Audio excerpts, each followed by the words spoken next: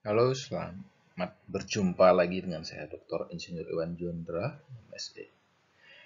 Kali ini kita akan berbicara tentang jaringan tegangan rendah. Jaringan tegangan rendah ini ya merupakan jaringan distribusi tenaga listrik sekunder. Jaringan distribusi tenaga listrik sekunder ini dimulai dari jaringan listrik yang keluar dari low voltage board dalam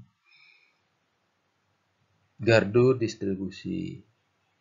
Ya, jadi keluar dari gardu distribusi inilah keluar sebuah saluran yang disebut dengan jaringan tegangan rendah. Ya. Jaringan tegangan rendah dulu memang dia terbuka, namun saat ini jaringan terbuka itu sudah nggak ada lagi. Jaringan tegangan rendah sudah menggunakan kabel berisolasi, ya, yang disebut dengan LVTC, Low Voltage Twisted Insulated Cable. Ya, jadi jaringan tegangan listrik setelah LV board ya, keluar dari gardu distribusi. Nah, itulah yang disebut dengan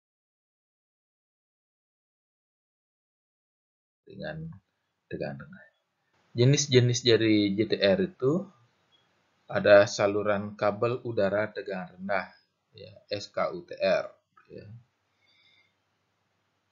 di mana saluran ini berupa jaringan yang dipasang di udara menggunakan kabel berisolasi yang dipilin, ya, direntangkan dan digantung pada tiang. Jadi kabelnya ini dipilin ya antara fasa dengan netral atau dia karena dia sistem satu fasa atau fasa RST dan 0 untuk sistem 3 fasa. Ya. Selanjutnya adalah salur kabel tegangan rendah. Kalau ini saluran kabel tegangan rendah ini beberapa dekade belakangan ini sudah mulai dilakukan. Artinya dengan saluran kabel tegangan rendah ini jaringan dipasang ini di dalam tanah menggunakan kabel tanam. Ya. Biasanya ini digunakan untuk perumahan-perumahan mewah gitu ya, yang dibangun secara serentak dan terorganisir. Ya. Itu digunakan SKTR. Jadi SKTR ini hanya untuk instalasi yang sifatnya terbatas.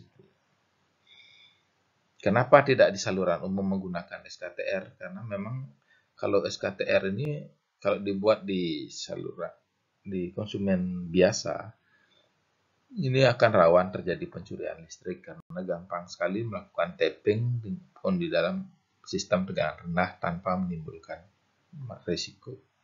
Berbeda dengan pada sistem tegangan menengah.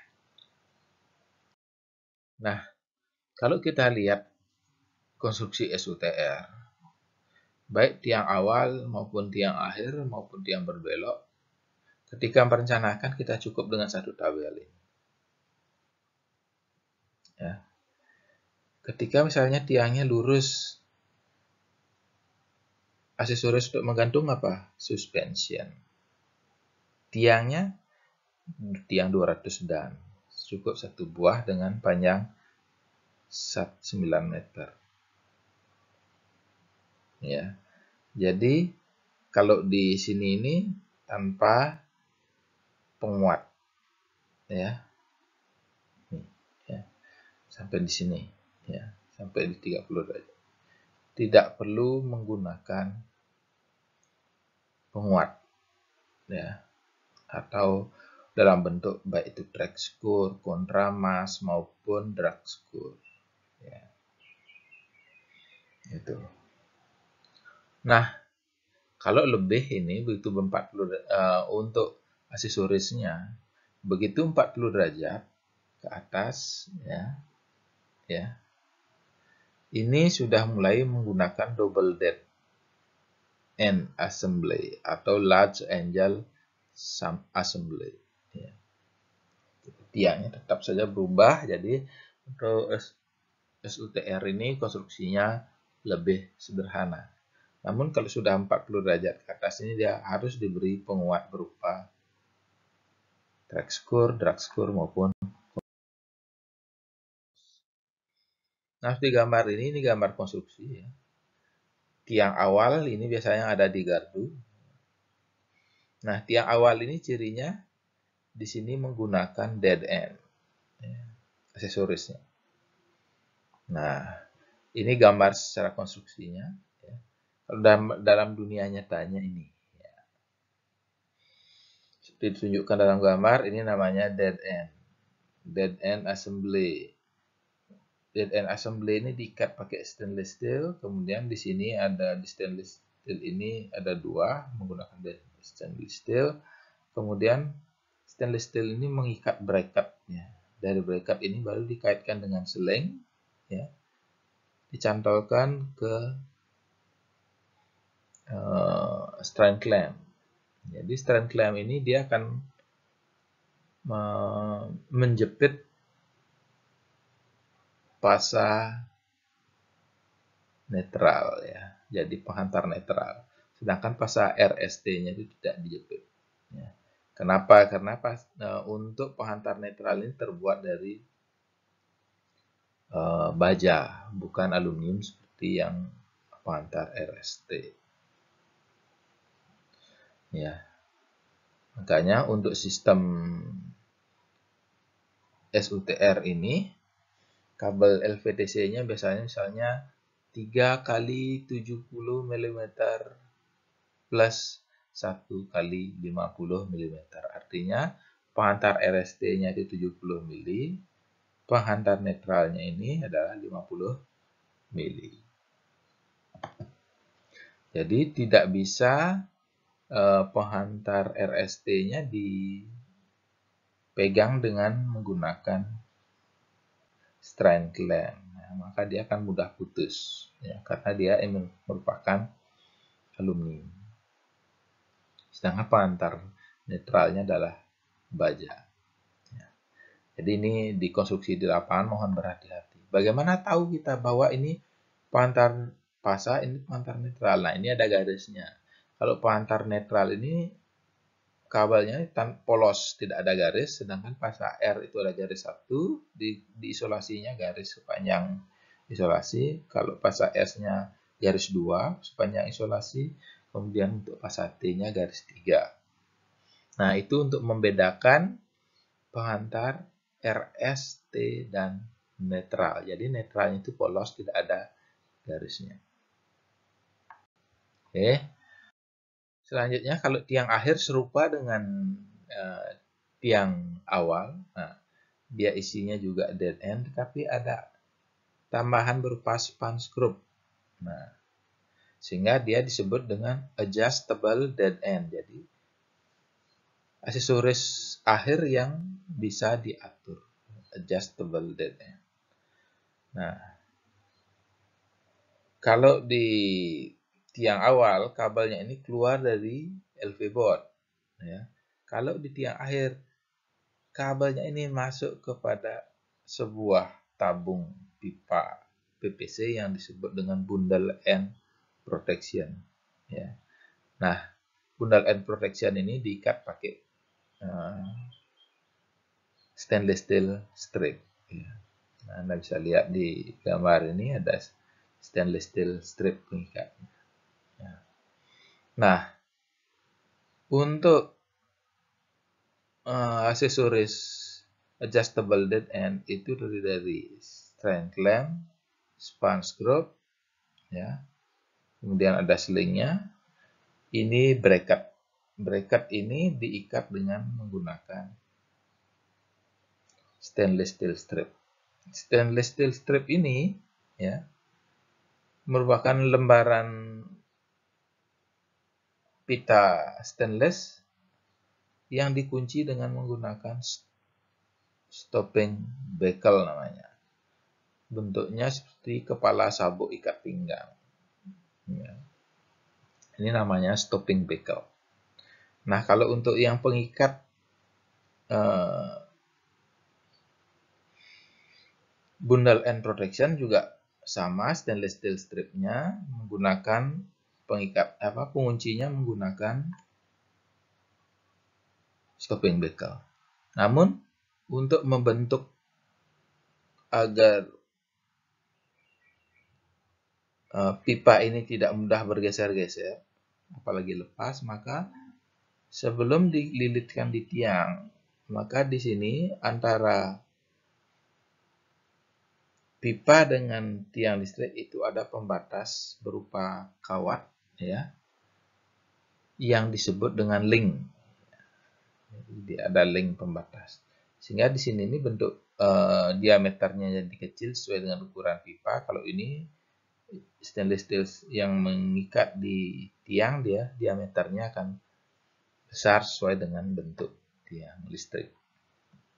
Di foto ini Anda bisa lihat ada lipatan. Nah, inilah yang proses pengikatan dengan stopping bekel. Ya. Ini ya. Ini namanya stainless steel strip. Nah, kalau konstruksi tiang akhir, dia pasti dilengkapi dengan penguat. Ya. Baik itu bentuknya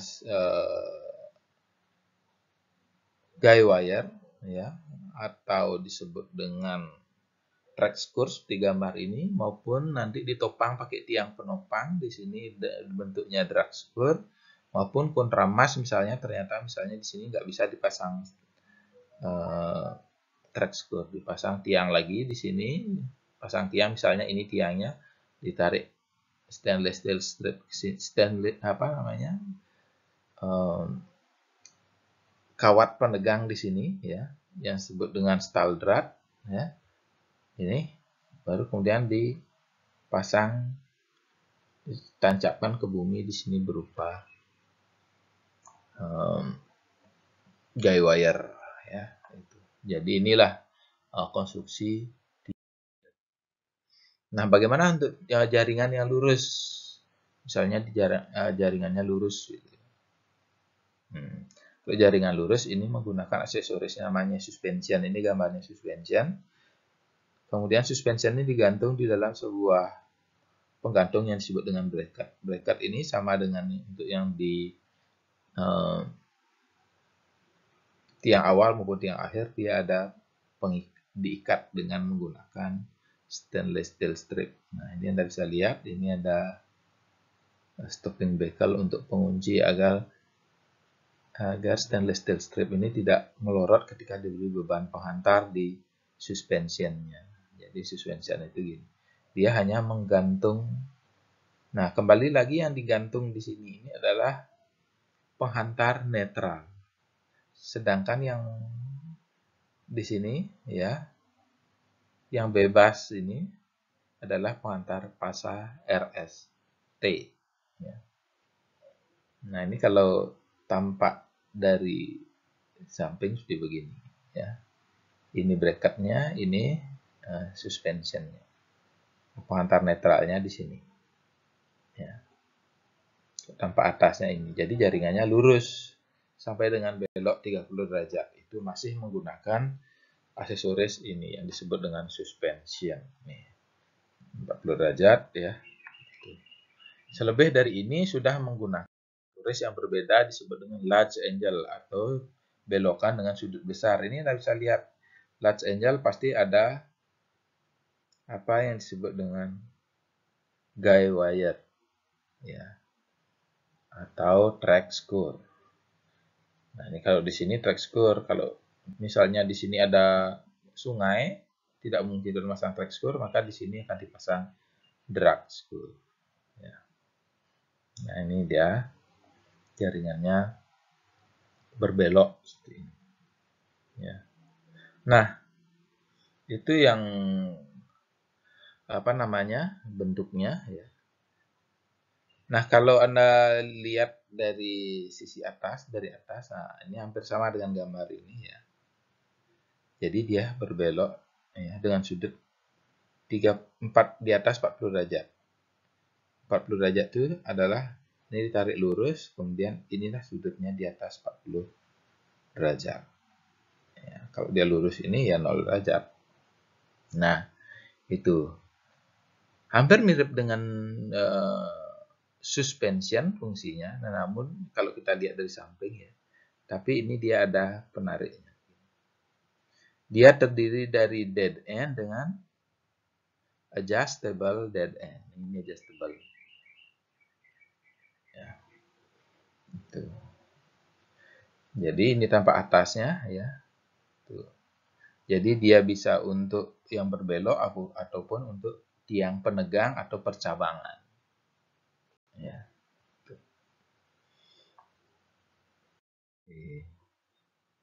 Nah, ini untuk percabangan ya. Percabangan, nah ininya kalau dia ternyata percabangannya bercabang lurus dengan percabangan, maka ini menggunakan nih yang lurus ini ya.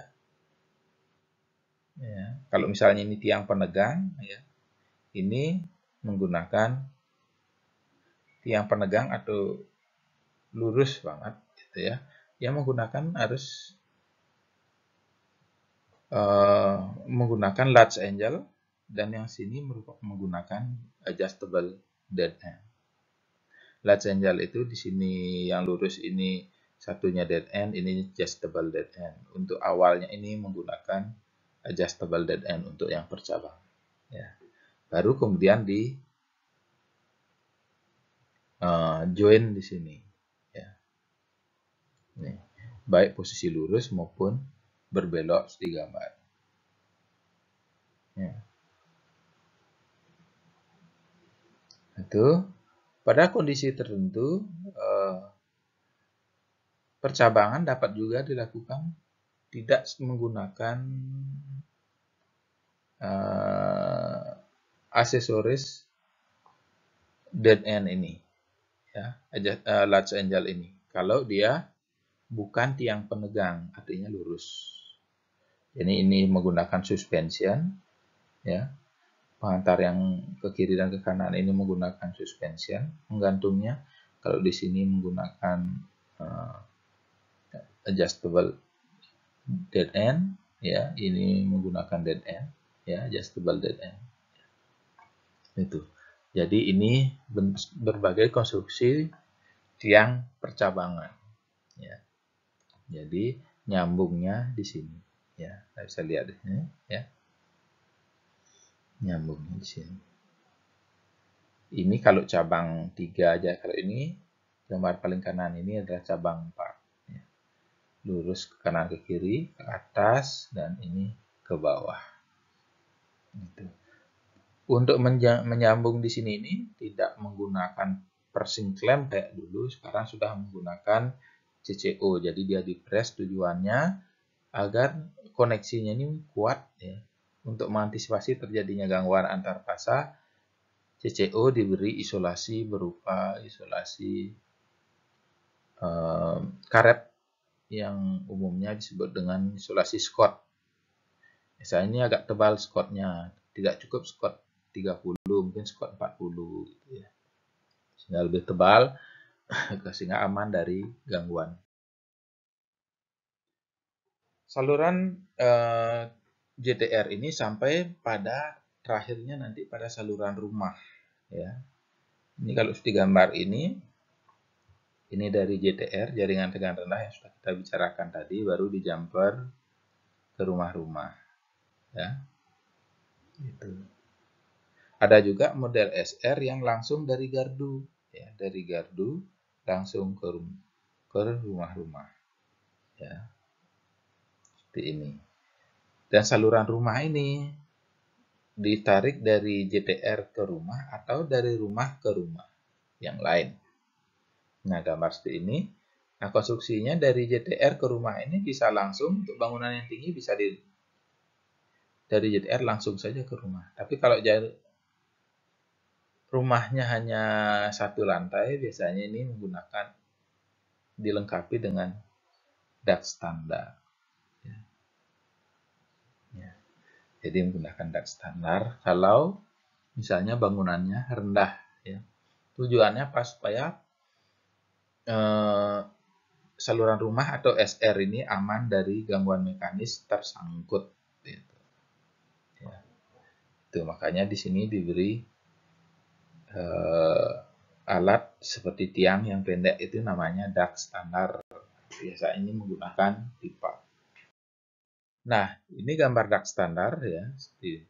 Kalau misalnya dia ditancap langsung, ini langsung saja dia menggunakan strand clamp. Ditancapkan di beton, ya, dikaitkan kawatnya, ya, kemudian ini ditarik. Ya. Jadi ini SR-nya, ya. Nah, kalau dia menggunakan duct standar, nah ini dia duct standar, ya, menggunakan pipa 1,5 inci, kemudian di bawahnya ini dipasang bagel, gitu, ya. Kemudian ini biasanya di atas atap, ya. Nah, kemudian di atas atap, kemudian di atap pertemuan antara tiang ini dengan atap itu biasanya beri plat timah. Ya. Tujuannya apa? Supaya tidak bocor. Itu isi plat timah. Ya, di sini. Yang disebut dengan Loden Marset. Ya, itu. Loden Marset ini di tiang duct standar ini, di pipa duct standar ini diikat dengan menggunakan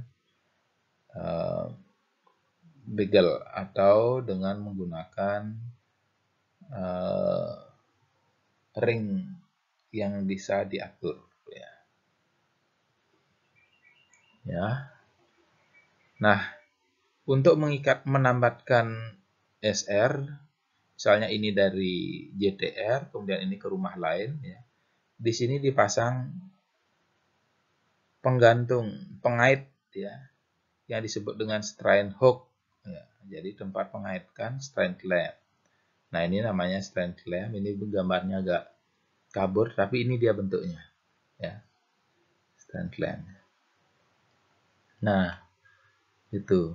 Jadi untuk mengantisipasi agar kalau misalnya hujan air tidak masuk ke dalam rumah melalui lubang pipa, maka lubang pipa ini ditutup dengan menggunakan sebuah alat plastik yang bentuknya seperti helm, ya. Ini disebut dengan tempering, ya. Tempering, ya, untuk mengantisipasi air masuk ke dalam pipa. Nah, ini bahannya plastik.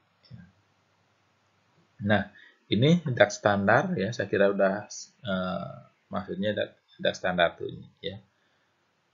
Nah, begitu ini masuk duct standar, dari duct standar ini ke kWh meter itu sudah namanya saluran masuk atau SM, ini SM. Ya. Walaupun dia kabelnya nyambung, tidak ada putusnya. Ini sudah berubah namanya. Ini sudah namanya saluran masuk. Ayo sekarang kita jalan-jalan, kita mulai Sekarang dari kita bisa lihat di lapangan ujung apa JTR. akhir dari sebuah JTR. Anda bisa lihat di sini, ini JTR-nya, ya. Ini merupakan konstruksi terakhir yang disebut dengan tiang akhir, ya. Dia dilengkapi dengan track skurnya, ya. Dan ini ada bundle end protection yang bentuknya seperti pipa. Ya, di sini dead end, adjustable dead end, ya. Untuk menarik, ya, mengencangkan antar LVDC di sini. Nah, dari sini baru di jumper menuju SR. Ini namanya SR, ya. Saluran rumah. Ya. Sampai di sini konstruksinya tidak menggunakan duct standar. Ya. Dari strain clamp ini langsung dia turun ke kWh meter pelanggan. Kita coba lihat kWh meter pelanggannya. Nah, kita bisa lihat. Nah, ini contohnya. Jadi dari SR, ya, masuk ke rumah ini merupakan disebut saluran masuk atau SM, masuk ke kWh meter. Nah, ini kWh meter. Nah, ini Villa Lavender.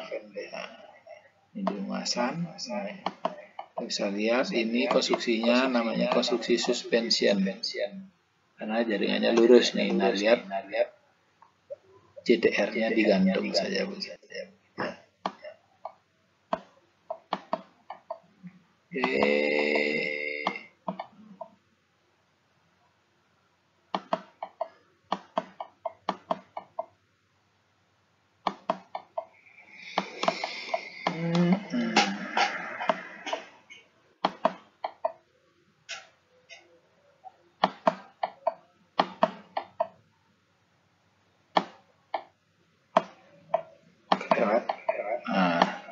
Ini pasti dia menggunakan konstruksi large angle karena dia berbelok ini 90 derajat. Ini di sini juga ada kumis untuk penjamperan SR ke villa ini. Ya. Ini konstruksinya large angle atau sudut besar.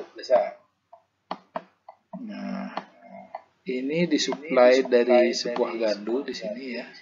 Gardu KA 336 ya. Nih keluar dari sini ya. Gardu ini memiliki dua jurusan karena di sini keluar hanya satu JTR. Oke, kita lanjutkan perjalanan.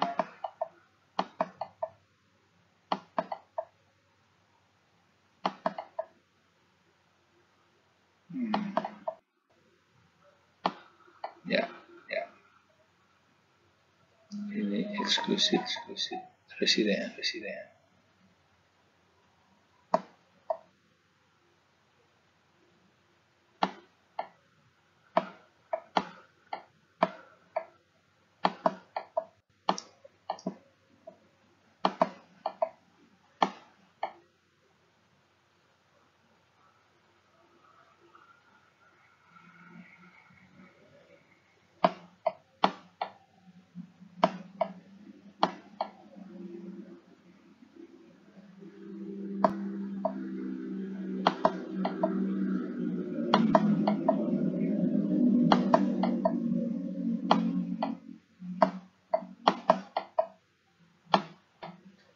Di sini juga ada JTR. Nih ya. Ini konstruksinya large angle.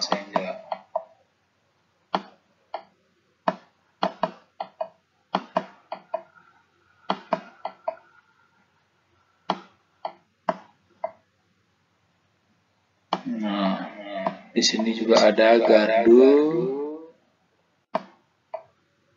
Ya. Ini jenis konstruksi gardu satu tiang. Ya. Gardu KA 1021. Nah, kebetulan di sini ada telap isolatornya, ya, baik itu di basing trafo, di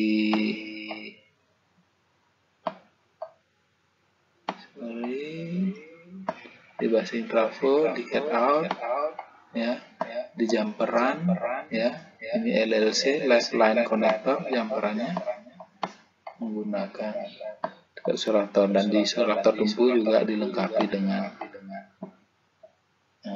tekap isolator lurus ya. Jadi ini jenis gardu trafo yang rencananya trafo 2 tiang, tapi kenyataan konstruksinya realisasinya hanya 1 tiang saja, mungkin karena beban konsumennya sedikit di sini.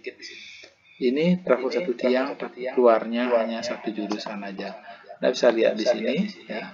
Nah, ini keluar dari sini. Ini di RV board-nya ya. Keluar dari RV board. Ya. Dia hanya 1 pipa saja menuju ke saluran di sebelah kiri. Tempat yang tadi kita jalan-jalan. Saya kira itu perjalanan kita melihat konstruksi JTR, kemudian ada gardu yang dilengkapi tekap isolator ya, termasuk juga JTM-nya. Oke, saya kira itu. Terima kasih atas perhatiannya.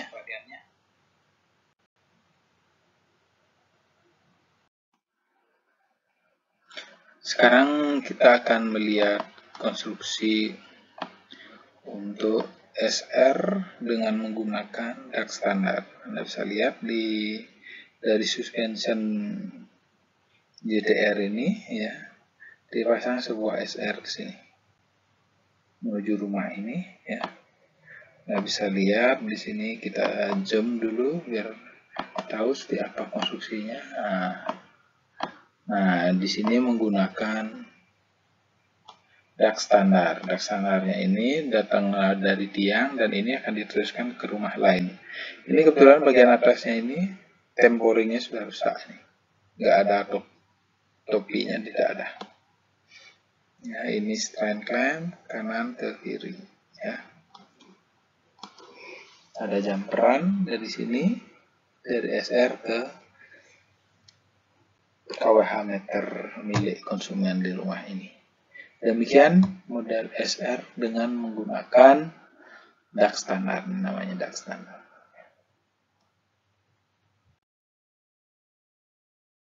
Oke, demikian ya presentasi saya tentang